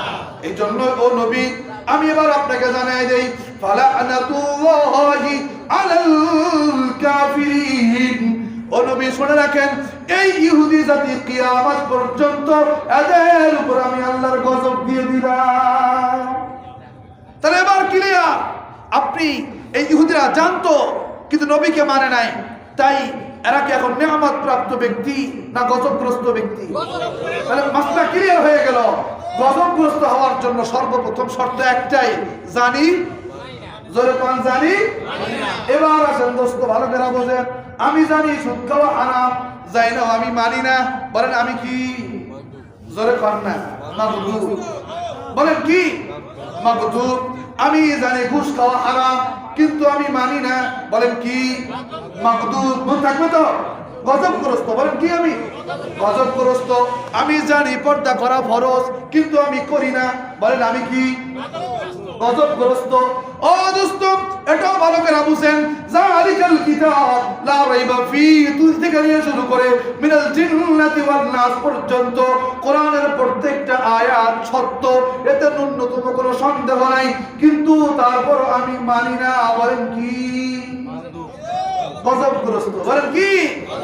এখন আমি প্রশ্ন রাখতে চাই, আমি জানি 5 ওয়াক্ত নামাজ পড়া ফরজ, কিন্তু আমি 5 ওয়াক্ত নামাজ পড়ি না, জানি না আমি কি করি না, পড়ি না। এখন বলেন আমি কি? জোরে কইতে সেইটা হুজুর এতক্ষণ তো যা কইছে খালি অন্যের উপর দিয়ে গেছে, তাই ভালো লাগছে। এখন তো এসে পড়ছে কারো করে, নিজের উপর। এটা কি খাওয়া যায়? ভালো করে বুঝতে হবে। ও আমার যুবকরা, তোমাদের যে হাত, এখন এত শক্তি তোমাদের, যেই চোখ চশমা ছাড়া চলতে পারো, কনকনে শীতের ভিতরেও পাতলা একটা জামা গায়ে দিয়ে খালি একটু কাপড়ে দিয়েই বলতে পারো এই শীতে আমার কিছু হয় না। যেই শীতের ভিতরেও বাইক চাও 80টার 100-তে, আর বলো এই শীতে আমার কিছু হয় না। এখনো পেট ভরে পেট পুরে খেতে পারো, আর বলো খাইলে আমার ডায়াবেটিস হয় না, প্রেশার নাই, কিছু নাই। আমি জানতে চাই তোমার গায়ের এই শক্তি দিয়েছেন তিনি কে? জোরে বলো, দিয়েছেন তিনি কে? যদি জেনে থাকো আর বুঝে থাকো, তাহলে আমি তো বলতে চাই এই কথা, এই শক্তি যদি ব্যবহার হতে হয়, এই শক্তি ব্যবহার হবে কার জন্য? আল্লাহর জন্য। এই জন্য অন্যের ঘরে বয়ান করলে খুশিতে খুশিতে শুনবো, আর নিজের ঘরে যখন করবে উত্তর দিব না, মন খারাপ হবে। আমি মনে করি এই চরিত্র আমাদের হওয়া উচিত না। বরং যেটা আমাদের জন্য ভুল, সেই ভুলটুকু আমাদের স্বীকার করা, মাথা পেতে মেনে নেওয়া, এটা প্রত্যেকটা মুমিনের এটা চরিত্র হওয়া দরকার। কিন্তু ভুল হওয়া সত্ত্বেও মেনে নেওয়ার যোগ্যতা যার নাই, ওটা সোজা ইবলিস। বলে ওটা কি? ইবলিস। তো এবার আসেন, জানি তবে মানি না, এটা কি কর? মাগদুব। এবার বলেন 5 ওয়াক্ত নামাজ এটা ফরজ, এটা জানি কে কে? সবাই জানি তো। এখন আমি যদি না পড়ি, বলেন কি হব? গজবগ্রস্ত হব। এখন জানতে চাই, এখন থেকে পড়বেন কে কে? ইনশাআল্লাহ। বলেন ইনশাআল্লাহ। যত কিছুই হোক, শোনেন এবার আমি যুবকদেরকে বলি, মুরব্বীদেরকে বলি, যারা চার দোকানে বসে আছেন, যে যেখানে বসে আছেন, আমি আপনাদেরকেও বলি, আমার পর্দার আড়ালের মা ও বোনেরা যে যেখানে আছেন, আমি আপনাদেরকে বলি, ধরেন আপনারা খেলতেছেন, দোকানদারি করতেছেন, ব্যবসা বাণিজ্য করতেছেন। আচ্ছা, পুরো টাইমটা নামাজ পড়া লাগবে না। জোহরের নামাজ পড়তে কয় মিনিট সময় লাগে? 10 মিনিট। বলেন কয় মিনিট? 10 মিনিট। আসর পড়তে কয় মিনিট? 10 মিনিট। মাগরিব পড়তে কয় মিনিট? 7 মিনিট। এশা পড়তে কয় মিনিট? 10 মিনিট। ফজর পড়তে কয় মিনিট? 5 মিনিট। কয় মিনিট? 5 মিনিট। এই 5, 7, 10, 10, 10 সব মিলে যদি 1 ঘন্টা হয় না, সব মিলে কয় ঘন্টা হয় না? 1 ঘন্টাও হয় না। ধর আপনি গল্প করতেছেন, খেয়াল করে দেখেন, একটা সমাজকাণ্ডে পরিবর্তন হয়। আপনি গল্প করতেছেন, গল্পের মাঝখানে বলেন এই সময় হয়ে গেছে, লুডো খেলতেছি, 16 গুটি খেলতেছি, 5 গুটি খেলতেছি। আচ্ছা ঠিক আছে, যেটা যেমন আছে সেটা ওইভাবেই থাক, নামাজ পড়তে লাগবে 10 মিনিট, চল আমরা একটু 10টা মিনিট নামাজ পড়ে যাই। আচ্ছা, এই কথাটুকু প্রথমে বলবেন। বাকিরা যদি কয় না না না তুই যা, আমরা এখন পড়ব না। আচ্ছা, 4 জনই তো আপনারা খেলতেছেন, আপনি যদি উঠে আসেন, আমরা 3 জনে খেলতে পারবে? কতটা খেলতে পারবে? দেখেন কেমন সমাজ ভালো হয়। আপনি ঠিকই উঠে এসে দাঁড়ায় গেলেন নামাজে, আপনি নামাজ পড়তেছেন, আপনি প্রথম রাকাত সিজদা দিবেন, দ্বিতীয় রাকাতে আপনি যখন নামাজ যাবেন, আর আবার দেখবেন মনে মনে করব দূর, ও তো নামাজটা ঠিকই বললো, আমি পড়লাম না, কামটা তো আমি ঠিক করলাম না। ও আপনাকে দেখে ওর ভিতরে একটা অনুশোচনা, অপরাধমূলক আচরণ, অপরাধমূলক অনুশোচনা ওর ভিতরে আসবে কি আসবে না? কতক্ষণ আসবে কি আসবে না? আসবে।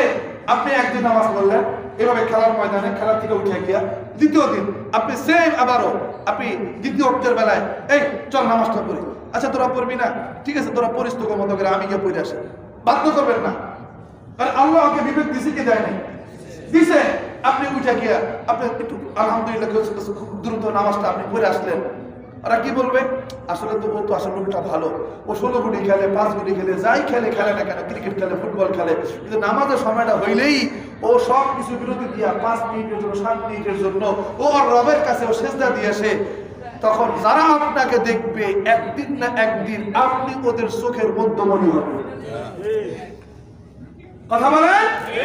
যেই ঘরের বউ, যেই ঘরের মেয়ে এইভাবে চলবে, যত কাজ থাকুক, যত মেহমান থাকুক, যত কিছুই থাকুক, আচ্ছা আপনারা থাকেন, আমি একটু নামাজটা পড়ে আসি, জানাই যাবেন, কি করবেন? নামাজটা পড়ে আসি। তো দেখবেন এটা কেমন যেন দাওয়াত, বলেন এটা কেমন যেন কি দাওয়াত। এই দাওয়াতটুকু যখন পাইবে, আপনি যখন নামাজ পড়বে, সে একদিন দেখবে, 2 দিন দেখবে, 3 দিন দেখবে। শাশুড়ি যদি বেনামাজি হয়, সে একদিন নামাজি হইতে বাধ্য। সে একদিন নামাজি হইতে কি বাধ্য। দোস্ত, কথাটুকু কেন বললাম? আমি একটু আপনাদেরকে ছোট্ট একটা উদাহরণ দিয়ে বলি। আমি আমার নিজের জীবনের বাস্তবতা, যখন আমি ভার্সিটিতে পড়তাম, আমার বন্ধু বান্ধব ছিল এরকম সাধারণ স্কুল, এই প্যান্ট শার্ট পরতো। তো ওদেরকে আমি বলতাম, চল নামাজটা পড়ে এসে আজান দিছে, না না প্যান্ট না পাক এটা পরা যাবে না, এটা পরে আমি পরে পরবো না। তো ঠিক আছে, তো আমি চিন্তা করতাম, তুই পড়বি না, সমস্যা নাই, আমার গলায় রুমাল আছে, আমি রুমাল পিছিয়ে মাড়ি করুন নামাজ। বুঝেন নাই? কোথায় পড়তাম? ওদের পাশেই মাঠেই বসে পড়তাম। তো একদিন পড়ছি নামাজ, এরকম 2 দিন পড়ছি, 3য় দিনও পড়ছি, 4র্থ দিনও পড়ছি। এবার 5ম দিনের দিন কয়, দোস্ত আজকে প্যান্টটা সব ঠিকঠাক করে আইছি, তুই যখন নামাজ পড়বি সূরা কিরাত তো ভালো করে পারি খালি না, একটু পিছনে খালি কেমনে নামাজটা পড়তে খালি কি হইতেছে কম বিখলি ইখতিলাফ করবো। কারণ প্রত্যেকটা ভালো কাজ আপনি করবেন, ওই ভালো কাজের প্রভাব আছে না নাই? এই যে আজকে আপনারা মাহফিল করতেছেন, এটা ভালো কাজ কি ভালো কাজ না? এই ভালো কাজের প্রভাব আছে না নাই? আজকে আপনারা করতেছেন, আগামীতে যদি কেউ এখানে কোনো আশেপাশে গানের আয়োজন করে থাকে, তারা বলবে, এরে না ওরা মাহফিল করছে, মাশাআল্লাহ কত লোক ছিল, আমরা গানেও এতগুলো লোক আনতে পারি না, আর এরা কত সুন্দর লোক, সেই রাত 9টা থেকে এইভাবে পর্যন্ত বসে রয়েছে, আমরা তো বসায় রাখতে পারি নাই। তাও কি আবার এই গানের আয়োজন শেষে মারামারি করা লাগছে, ঝগড়া করা লাগছে, কত কিছু করা লাগছে। দেখবেন এই মাহফিলকে কেন্দ্র করে হাজারো যুবকের হৃদয়ে আগামীতে এরকম মাহফিল করার স্বপ্ন জাগবে। কথা বলতে কি প্রত্যেকটা ভালো কাজ থেকে একটা প্রভাব আসে। বলেন কি আসে? প্রভাব আসে। তো যুবকরা বলো, আজকের এই আয়োজন থেকে, আজকের এই মাহফিল থেকে, আজকের এই স্টেজ থেকে আমরা ওয়াদাবদ্ধ হই, যত কিছু হোক, যত কাজ হোক, যত কাস্টমারের চাপ থাকুক, যত ব্যবসার চাপ থাকুক, আমি আমার সময় থেকে 5 মিনিট, 10 মিনিট, 7 মিনিট করে প্রত্যেক 5 ওয়াক্ত নামাজে আমি দিব ইনশাআল্লাহ। বলেন ইনশাআল্লাহ। আল্লাহ তুমি আমাদের 2 হাতকে কবুল করো, আল্লাহ তুমি আমাদের সবাইকে কবুল করো। আমল করবো তো ইনশাআল্লাহ। তারা বোঝা গেল কি? জানলাম তো মানলাম না, কি বলেন? বলেন মুখস্থ বেরা যায়। বলেন জানলাম তো মানলাম না তো কি মাদুদ। আমি জানি যাকাত দেওয়া ফরজ, সামনে রমজান আইতেছে, মানুষের দেখায় দেখায় যাকাত দিন। বলেন ভাই, পাশে কারা আছেন? কথা বলেন, মানুষের কষ্ট হয়। আমরা কথা না বলি। হ্যাঁ, খেয়াল করেন, আমার আলোচনার সময় চলে আসছে, আমি খুব বেশি সময় আর করবো না, 1.5 ঘন্টা অলরেডি হয়ে গেছে। আরো 2 ঘন্টা করবেন? আরো 2 ঘন্টা?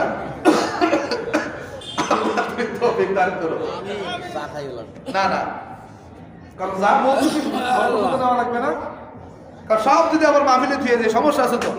তো এবার খেয়াল করেন, সামনে যাকাত আসতেছে, রমজান মাস, যাকাত দিব, সব মানুষের দেখায় দিব। কথা কন, কথা কন, মানুষের দেখায় দিব। বলেন যাকাত দিব কার জন্য? আর যাকাত আমার উপরে ফরজ, আজকে জানলাম তো, যদি না মানি বলেন কি গজবগ্রস্ত। এক কথা এখন কি গজবগ্রস্ত। আর কোন আমল কাউকে দেখানোর জন্য করা যাবে না, করতে হবে কার জন্য? শোনেন দোস্ত আমার, ভালো করে বুঝেন, ভালো করে বুঝেন। যারা মানুষকে দেখানোর জন্য আমল করে, জোরে বলে, যারা মানুষকে দেখানোর জন্য আমল করে, আল্লাহ এদেরকে মুনাফিক বলেছেন। তাদেরকে মুনাফিক বলেছেন তিনি কে? দোস্ত আমার, মুনাফিকের কয়েকটা পরিচয়, ছোট্ট করে একটা আয়াতের পরিচয় আপনাদেরকে দিয়ে যাই। মুনাফিকের পরিচয় বলবো? বলবো? মুনাফিক চিনতে চান? মুনাফিক যদি চিনতে হয়, জানতে হয়, একটু কষ্ট করে মসজিদে যাইবেন, তাহলে মুনাফিক চেনা যাবে। হ্যাঁ মসজিদে। আরে আমি কইতেছি না তো, আল্লাহ কইতেছে। কই যাবেন? মসজিদে যাইবেন। মসজিদে গেলেও কি চেনা যায়? মুনাফিক চেনা যায়। খেয়াল করেন, মুনাফিকের অন্যতম দোষ, আল্লাহ বলেন ইন্নাল মুনাফিকিনা ইউখাদিউনা আল্লাহ ওয়া হুয়া খাদিউহুম। কোন মুনাফিকের অন্যতম একটা অভ্যাস, আর আল্লাহরে ধোঁকা দেয়। আর আল্লাহ বলেন না না, ওরা ধোঁকা দিতে পারে না, আমি আল্লাহ ওদের ধোঁকার জবাব দিই। কথা বলেন, আমি আল্লাহ ওদের ধোঁকার কি দেই?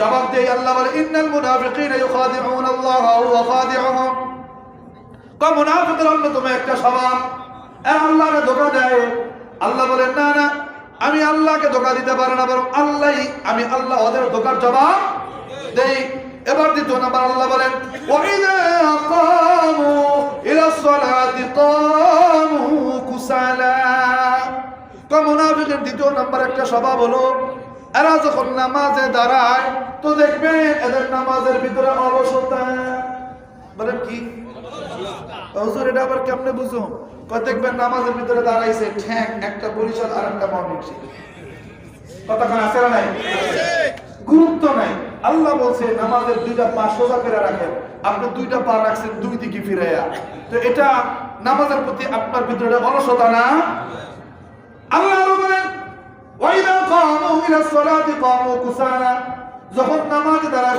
অলসতা করে দাঁড়ায় দেখবেন এদের আরেকটা অলসতা হলো এই যে হাত বাঁধে না এই হাতটা সুন্দর করে বাঁধে না ছেড়ে দিছে কোন আছে না নাই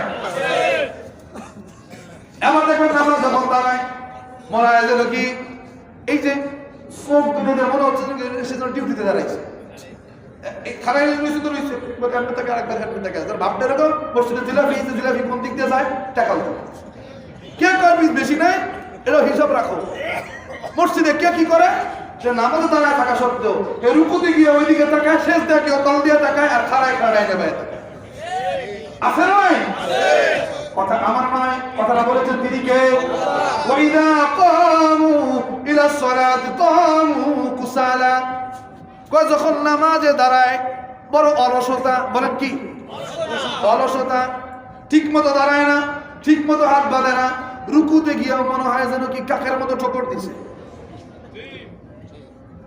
আছে না শেষ যায় আর পড়ে যায় আর ওঠে বড় আজিব মনে হয় যেন কি কাল লাগে তামাশা করতে এখানে আসছে এটা তামাশার জায়গা জোর তামাশার জায়গা হ্যাঁ একটু তো হয়েছে আরেকটু আছে কিছু মনে করেন না আমরা যে কোথায় যে গিয়ে দাঁড়াইছি এগুলো আলোচনা পর্যালোচনা করলে যাদের অনুভূতি আসার যোগ্যতা যাদের আছে তারা আজ থেকেই পরিবর্তন হওয়ার চিন্তা করবে চেষ্টা করবে কথাটা ঠিক কিনা আল্লাহ যেখানে বলছেন যে নামাজে যে অলসতা করবে এটা মুনাফিকের অন্যতম একটা আলামত তো এখন থেকে তো আমি মনে করি যুবকরা তো এলাকার বর্তমান যুবক যারা জেনজি এরা তো 5G না এটা 6G হয়তো এখনো বৈজ্ঞানিক 6G এটা বের করে এখনো সারতে পারে নাই কিন্তু পোলাপান 6G হয়ে গেছে না যে আজকে যে বলে দিছি যে মুনাফিক চিনবা তো মুনাফিক চেনার জন্য যারা নামাজে অলসতা করে এখন থেকে পোলাপান গিয়া নিজের নামাজে গিয়ে বসে পরে ডাকিতে মুনাফিক তালাশ করবে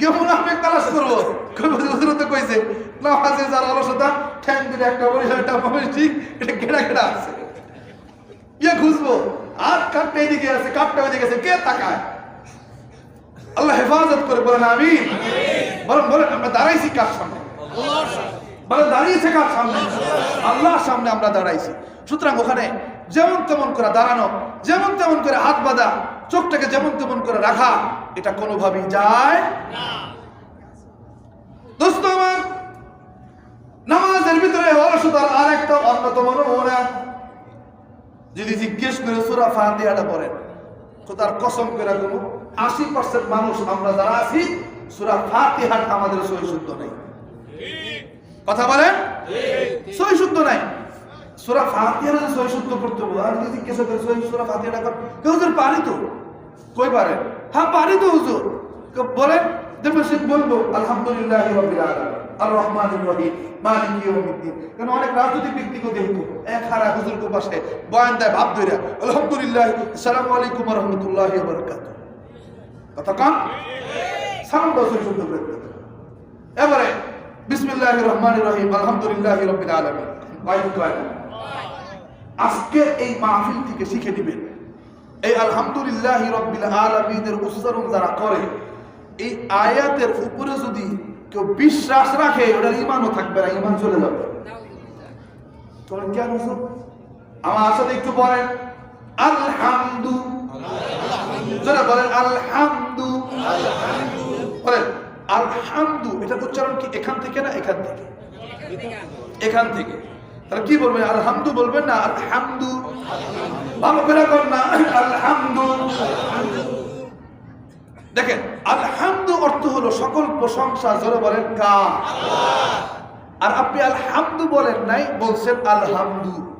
ওই যে আমরা কয় না আলহামদু, এটার অর্থ হলো কি জানেন? সকল দুর্বলতা আল্লাহ।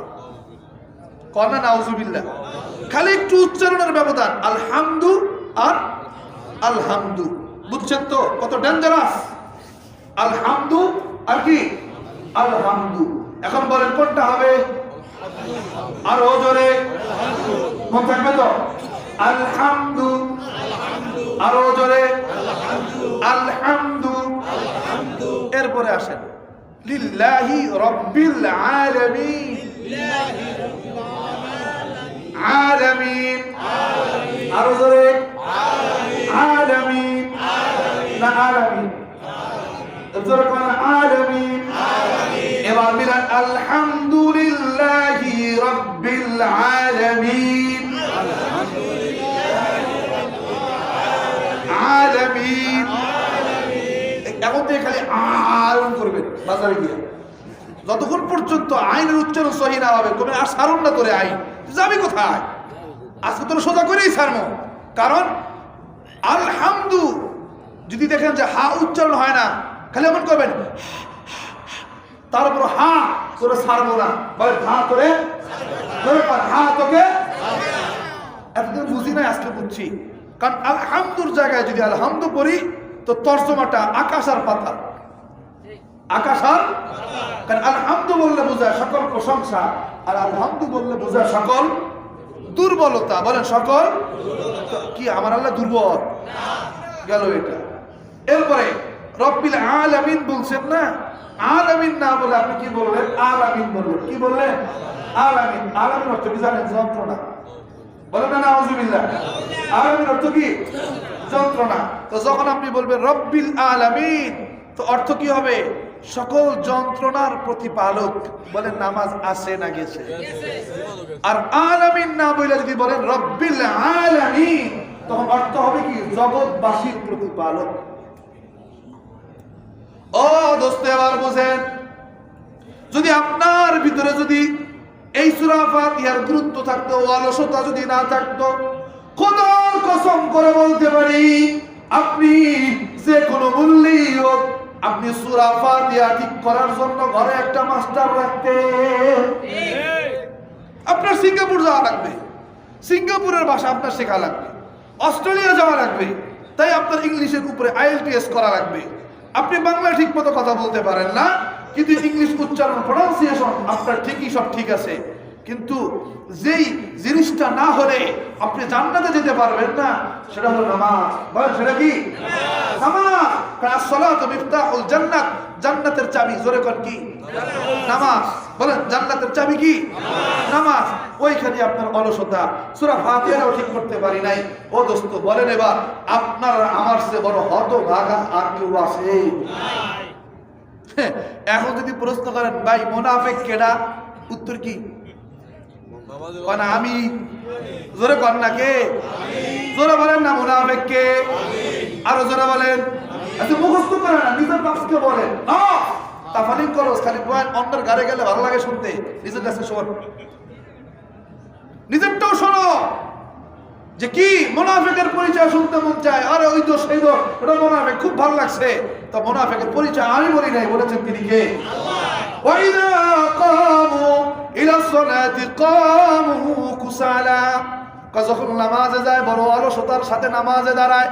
না দাঁড়ানো ঠিক, না হাত বাঁধা ঠিক, না চোখ ঠিক, না সেজদা ঠিক, না রুকু ঠিক, এমনকি না সূরা ফাতিহাটাও ঠিক। আমি বলবো এগুলো কিছুই ঠিক না, তার মুনাফিকিটা ঠিক। এই জন্যই আরে ভাই নামাজ পড়ে এটা ভালো হয়ে যাওয়ার কথা। স্যার দোকানে ভাইয়া কার বেড়ার, কার বউ, কার পোলায়, কোন জায়গায় কি কোন সিপা কি আকাম করলো, নিজেরটা নিয়ে গবেষণা নাই, তারটা নিয়ে থিসিস করা শুরু করে। কথা থিসিস করা শুরু করে। আসল কথা হলো মুনাফিক তো মুনাফিকই মার্কা আমরা, যার ফলে আমাদের নামাজ ঠিক নেই, তাই আমাদের চরিত্র ঠিক হবে করতে হবে। আল্লাহ আমাদেরকে ঠিক করার তৌফিক দান করুন। দোস্ত আমার মুনাফিকের আরেকটা দোষ যেটা কই না, রাগ করছে বলেন ইনশাআল্লাহ আমরা ঠিক করব, বলেন ঠিক করবো ইনশাআল্লাহ। আল্লাহ তুমি আমাদের সবাইকে ঠিক করার তৌফিক দান করো। দোস্ত আমার, এরপরে আরেকটা বিষয়, মুনাফিকরা আরেকটা দোষ, ইয়ারাউনান নাসা, যখন কোন আমল করে খালি মানুষকে দেখায়। কি করে? যারা বলেন কারে দেখায়? মানুষকে দেখায়। ও দোস্ত ভালো করে বুঝবেন, মানুষকে দেখানোর জন্য আমল করলে সে আমলের এক পয়সাও দাম থাকে না। এক পয়সাও কি থাকে না? দাম থাকে না। রাত তো অনেক হয়ে যাইতেছে। বুখারী শরীফের একটা হাদিস শর্টকাটে বলা যায়, আল্লাহ রাসূল তিনজন ব্যক্তিকে সর্বপ্রথম হাসরের ময়দানে হিসাব নেওয়ার জন্য ডাক দিবেন। বলেন কয়জন? তিনজন। এক নম্বর ব্যক্তি উস্তুশহিদা, যে শহীদ হয়েছে। আল্লাহ পাক তাকে ডাক দিয়ে বলবে, এই বেটা, তোরে তো দুনিয়াতে আমি অনেক অনেক অনেক অনেক নিয়ামত দিছিলাম, তোর মতামত কি? সে বলবে, হ্যাঁ আল্লাহ, আমি এই নিয়ামত পাইছি, এই নিয়ামত পাইছি, এই নিয়ামত পাইছি। আল্লাহ জিজ্ঞেস করবে, এই নিয়ামত পেয়ে তুই কি করছস? এবার ওই ব্যক্তি উত্তর দিবে, কেন আল্লাহ, আমি না নিজেরে আপনার রাস্তায় শহীদ করে দিছি। আল্লাহ বলবেন, না রে, তুই তো আমার জন্য শহীদ হস নাই, তুই ওই যে হয় শহীদি ভাতা পাবি, নয়তো বা মুক্তিযোদ্ধা ভাতা পাবি, এইটার জন্য তুই যুদ্ধ করছিস। আমার কথা রাগ করছেন? তোকে মানুষ বীর বলবে, তোকে মানুষ শহীদ বলবে, তুই এই জন্য তুই যুদ্ধ করছিলি। সমস্যা কি? তোকে তো মানুষ সেই বীরুত্তম এই উপাধি দিয়েছে, তোকে তো মানুষ মুক্তিযোদ্ধা এই উপাধি তোকে দিয়েছে, তোকে তো মানুষ গাজী এই উপাধি তোকে দিয়েছে। তুই যার জন্য যেটা করছো সেটা তুই দুনিয়াতে পাইছস, আমার সাথে আপনার কিসের সম্পর্ক? আমার সাথে তোর কিসের সম্পর্ক? ভাগ শুধু এই আপনি বলবে না, বলার সিস্টেম কি হবে জানেন? ফেরেশতাদেরকে ডাক দিবে, এই ফেরেশতারা আসো, কারো লয়ে যাও। তো নেবে দিবি কিভাবে? যে এটা হলো আপনার মাথা, এটা কি আপনার মাথা। বদ্ধতার সাথে হাত দিলে যদি দিতেন, হাতটা দেন না, দেখায় হাত দিলে যদি দিত, এই যে আপনি জেলখানায় নেয়, তাও তো মানা যাইতো। এইভাবে নিবে না, নিবে কিভাবে জানেন? ঠ্যাং ধরে ধরবে। কি ধরবে? ঠ্যাং ধরবে। আর জমিনের উপরে আপনার থাকবে চেহারা, এই চেহারা নিচে রেখে ঠ্যাং ধরে টেনে টেনে আপনাকে জাহান্নামে নিয়ে যাবে। বলেন না নাউজুবিল্লাহ। সময় তো কম। দ্বিতীয় নাম্বার, আর এক ব্যক্তিকে ডাক দিবেন, যে ব্যক্তিকে ডাক দিয়ে বলবেন, এই তোকে তুই এই এই এই নিয়ামত দিয়েছিলাম, তোর কি মতামত? সে বলবে, আমি তো এই যে নিয়ামত পেয়েছি। তাহলে বল, এই নিয়ামত গুলো পেয়ে তুই কি করছস? বলবে, কেন? এই যে আমি এত এত সম্পদ আল্লাহ রাস্তায় দান করছি। খায়, আরে তুই আমার রাস্তায় দান করস নাই, তুই তো দান করছিলি মানুষ যেন তোকে বলে তুই বড় দানশীল। বলে আছে না নাই? সমস্যা কি? তুমি তো দুনিয়াতে এই পদবি পাইছ, যাও সোজা যাও, ফেরেশতাদেরকে ডাক দিবে, অবশ্যই সাথে জাহান্নামে যাবে না। আর দাও, এবার ফেরেশতারা ধরবে, ঠ্যাংটার কান দিবে, মাথাটা নিচে দিবে, টেনে হেসড়ে জাহান্নামে নিয়ে যাবে। বলেন না নাউজুবিল্লাহ। এবার তৃতীয় নাম্বার ডাক দিবে, আল্লাহ মাফ করুন আমাদেরকেও, আমাদের মতো কারি যারা শুধুমাত্র এই বাহবা পাওয়ার জন্য কোরআন তেলাওয়াত করে মানুষকে শোনাবে। ডাক দিয়ে জিজ্ঞেস করবে, এই তোকে তো কোরআনের মতো জ্ঞান দিছি না, কোরআনের মতো জ্ঞান দিয়েছি না, তুই কি করছো? সে বলবে, আল্লাহ আমি তো মানুষের সামনে তোমার কোরআন তেলাওয়াত করে শুনাইছি। আল্লাহ বলবে, না রে, তুই তো আমার জন্য শোনাস নাই, তুই তো শুনাইছিলি। মানুষ তোকে অনেক বড় মাপের আলেম বলবে, মানুষ তোকে অনেক বড় মাপের কারি বলবে, বলছে তো তুই তো পাইছস জাহান্নামে যাবে।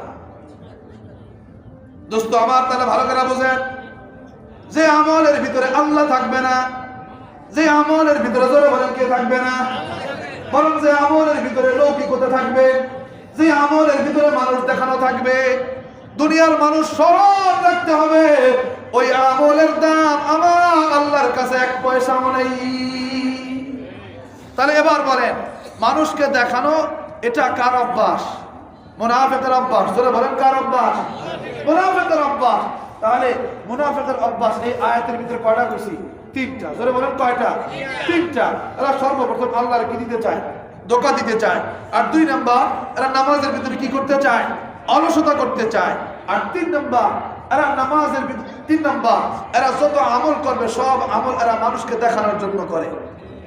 কথা বলে দোস্ত আমার, আমি প্রায় সময় বলি, বড় মসজিদেও আমি বেশ কয়েকটা জুমার ভিতরে, আমি বয়ানের ভিতরে বলছি, যারা জুমা পড়ছেন লাগাতার, তারা শুনছেন, আমি বলি এ কথা, মসজিদের সামনের কাতার এটা কি ফজিলতের নাকি সম্মানের? এই কি কয়, উত্তর কি দেয়?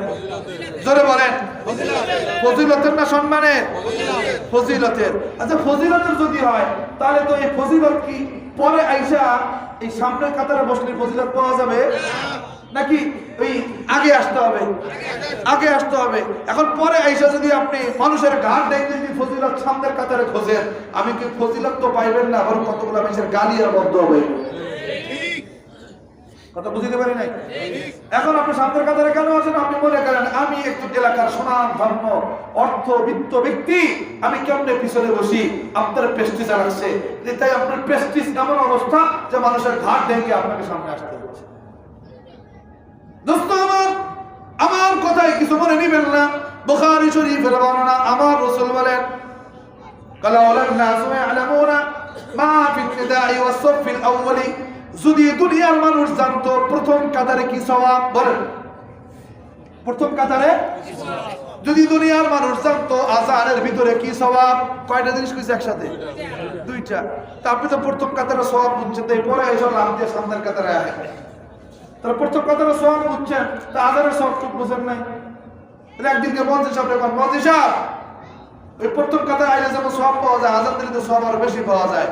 সরো, তোমার বেতন ঠিক থাকবে, আজকে আযান না আমারে দিতে দাও। এটা তো করেন না। কেন কেন কেন? কারণ কি জানেন? আযান দিতে গেলে নিজের কি অবস্থা এটা সবাই জেনে যাবে।